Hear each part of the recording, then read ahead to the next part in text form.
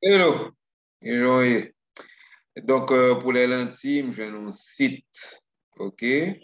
Mais site là, en l'air ou après, ouais, adresse site là. Mais m'envoie pour WhatsApp et comme ça, ou après. Donc, je vais l'expliquer à peu près site là pour qu'on comprenne qui j'en pour servir avec. Donc là, on parle des lentilles convergentes. OK? Je dis que la lentille est un dispositif optique fait d'un matériel transparent et homogène qui a la capacité de faire modifier la trajectoire de la lumière qui la traverse. Pardon. Donc, ça veut dire que la lentille dans sa ligne, son bail qui est transparent, et puis la lumière va te la donne, il pas changer de direction. OK? Lentille là, l'utiliser dans la loupe. Pour ça, j'ai photo comme tu fais pour avec loupe là. OK? Il utilise la jumelle, il utilise le microscope, et puis on voit qu'il y a télescope. Donc, tout ça, utiliser lentille. Donc, il va garder dans partie ça, il va traiter la propriété des lentilles. OK? Et puis, une seconde partie, aux spécificités des lentilles convergentes. La dernière partie permettra de construire pas à pas l'image de l'objet. Donc là, on va comprendre ça aussi. Et puis on va trouver l'autre site là avant et qui fait que on va comprendre plus. Donc, lentille optique, il y a une définition de lentille, ou bien lentille convergente, lentille divergente. Elles sont différentes par leur forme, leur symbole et leur propriété optique. OK? Donc, on lentille salée, son bagage qui est transparent, isotrope, c'est-à-dire que lumière était même jaune. Par contre, si tu as fait le prisme n'est pas isotope parce que ouais que prisme il décomposé lumière là. Mais lentille n'est pas décomposé et il fait pour converger ou bien diverger lumière. Donc, nous avons deux types de lentilles. OK? Lentille convergente, OK? Et lentille divergente. Bon, alors, suivant forme lentille, hein, ou bien lentille plan convexe, OK? Et ou bien ça va les ménisques. OK? Mais plan convexe, il y a une qui plate, l'autre qui soit concave, soit convexe, OK? Et l'autre la plate, parce que là, il fait avec deux courbures. Donc, il y a ça, ouais, il y a deux courbures, c'est le ménisque. OK? Donc, les plus utilisés sont la lentille convergente biconvexe, c'est-à-dire celle qui a les deux côtés bobés vers l'extérieur, et la lentille divergente biconcave. Alors, qui j'ai fait symbole là, lentille convergente est symbolisée par une double flèche. OK? Ça remonte là. Donc, on fait double flèche pour lentille convergente, parce que à peu près bon forme lentille là. Tandis que lentille divergente, OK, la flèche est orientée vers l'intérieur. Propriété optique. Comme le nom l'indique, une lentille convergente converge les vaisseaux, c'est-à-dire qu'il rassemble tout vaisseau et puis il va le faire un point, tandis que divergente, il gagne les vaisseaux. Deuxième point maintenant, les lentilles minces convergentes. Tout comme une lentille divergente, la lentille convergente possède un centre optique noté O et des axes optiques. OK? Axe optique, c'est ça qui est horizontal.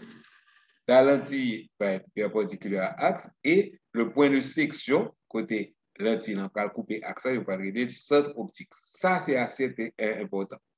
OK? Parce que le centre optique là, le faisceau lumineux, lumière, elle va passer des papes déviées. Et l'axe optique d'une lentille est la droite se trouvant à la surface de lentille et passant par le centre optique. Il est dirigé dans le sens de la propagation de la lumière. Donc ça, c'est l'axe optique. OK? Ensuite, la lumière est une propagation rectiligne. Je vous montre là, c'est ligne droite qui fait lumière. Dans un milieu homogène, les faisceaux lumineux parallèles atteignent la lentille, convergent en les faisant converger en un point appelé le foyer image. Donc, ouais, depuis le parallèle, tout va arriver dans le foyer image. Pour une lentille convergente, ce point est toujours situé après la lentille. Okay, donc, du moment que rayon parallèle, dès que le traverse lentille, il va passer par le point focal. Donc, et la distance focale, donc, F' est la distance entre le centre optique et le foyer. Donc, la première notion que nous avons là, c'est la distance focale entre le centre optique et le foyer. Donc, une bouteille laissée dans la nature peut agir comme une lentille convergente. Et puis, les rayons de soleil, ça converge dans un seul point et ceci concentre l'énergie et peut déclencher des sorties. Bon, comme on l'eau là, ben, il la caille, si on fait papier, on va passer, fait par la moto, on ampoule, on loupe qu'à mettre du feu. Donc, à l'inverse, le point symétrique, le foyer image par rapport au centre optique et le foyer objet. Donc, le point qui est symétrique. Donc, là, ça qui est symétrique, ça veut dire à partir de la lentille, il est exactement la même distance. Donc, le point symétrique au foyer image par rapport au centre optique O, c'est le foyer objet. Donc, qui j'ai déterminé foyer image? Foyer image, c'est que l'aurait tout faisceau parallèle qui va converger en un seul point qui est le foyer image. Et qu'on y a sous-cherché symétrique là, on va prendre foyer objet.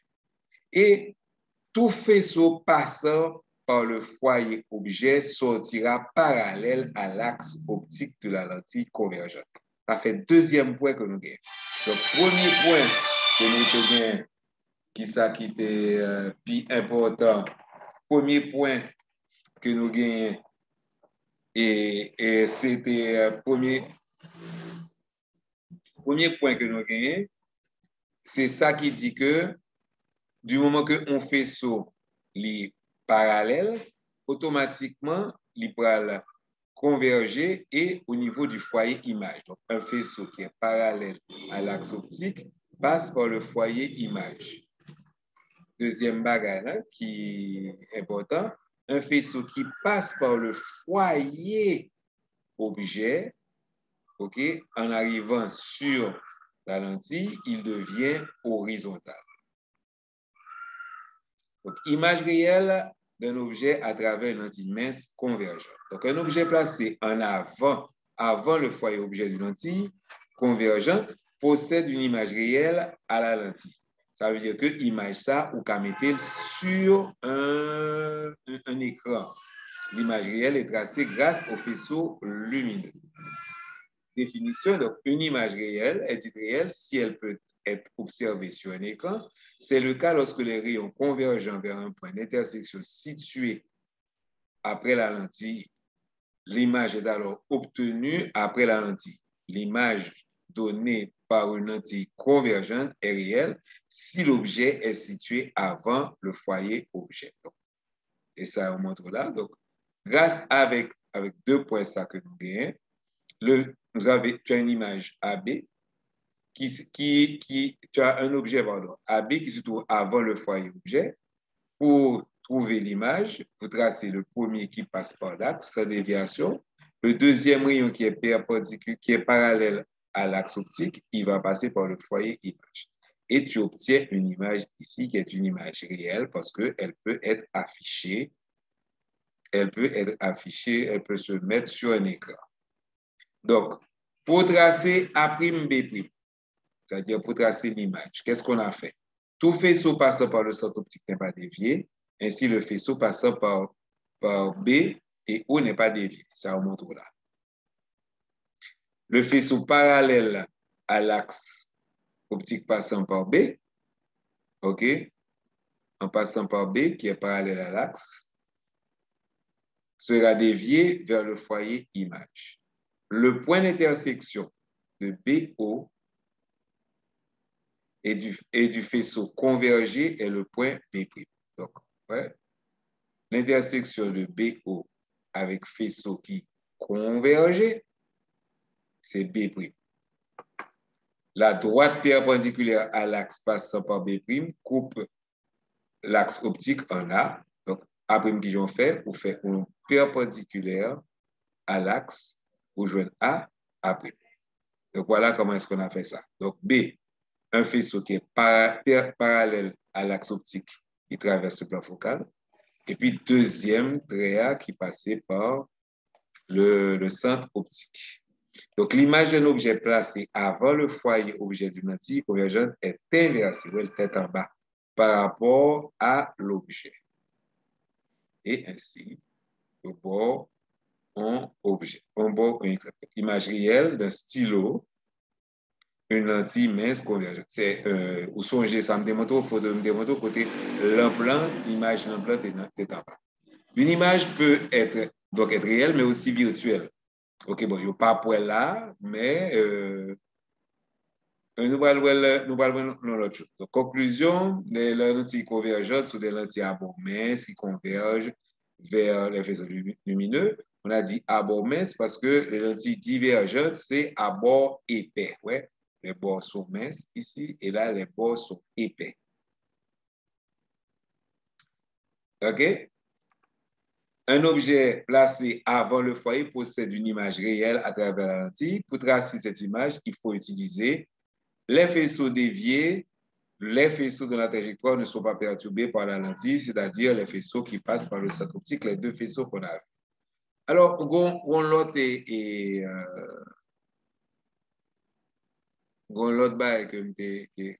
l'autre site que m'était bon, il n'est pas trop mal. Parce que là, par exemple, dans le site ça c'est deuxième que m'était voyé baouan, il y a un avantage, bon, lentille, voilà. Donc, construction de l'image. Il y a un paquet d'animation qui n'est pas fin trop mal du tout. OK? L'animation, ça, ou qu'à déplacer objet en avant et en arrière. En plus, l'image, ça, ou qu'à faire objet à une plus grand, ou qu'à faire une plus petit. OK? Ainsi, si je ou gain trois rayons, le rayon qui est parallèle à l'axe, le rayon qui passe par le centre optique, le rayon qui part du foyer objet. Et l'on fait ça pour une image convergente. Premier, ça qui parallèle à l'axe passe par le foyer image. Deuxième qui passe par le centre optique qui passe sans dévier. Et le troisième qui passe dans le foyer objet qui sera parallèle à l'axe. Et à ce moment-là, on a une image qui inverse.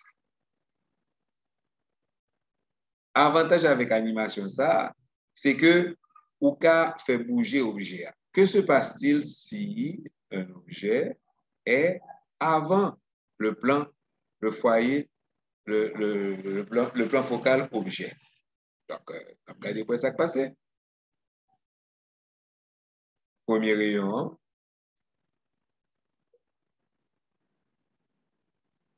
Deuxième rayon.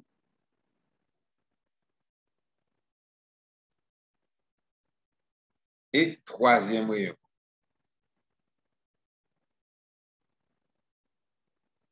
Donc, ça qui vient de passer là. Regardez les rayons qui sortent, rayons ça, ils n'ont pas formé une image. Donc, ça veut dire que l'image ne va pas se former de l'autre côté de la lentille. Il a formé avant. Et c'est donc une image virtuelle. Donc, le premier rayon, il est parallèle à l'axe.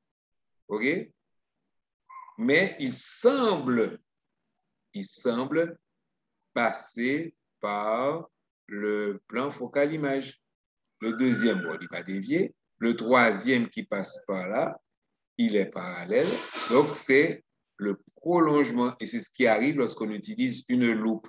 Lorsque tu utilises une loupe, tu mets l'objet avant le plan focal objet et ça te donne une image que tu regardes à travers, c'est là qu'on est, on va regarder l'image à travers la loupe. Et ça te donne donc des cas particuliers lorsque dans une lentille convergente, l'objet se trouve entre le plan focal objet et la lentille, ça te donne une image virtuelle. L'Amaïsato, un avantage, c'est qu'il permet tout et tout si tu as une lentille divergente. Mais les rayons font exactement la même chose.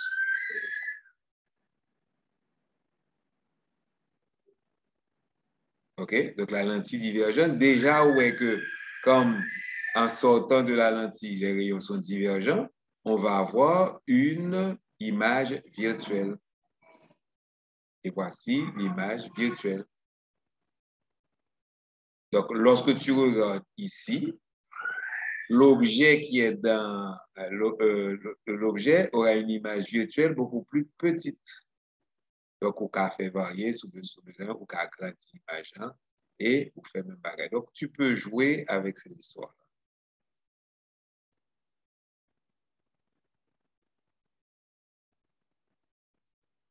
OK?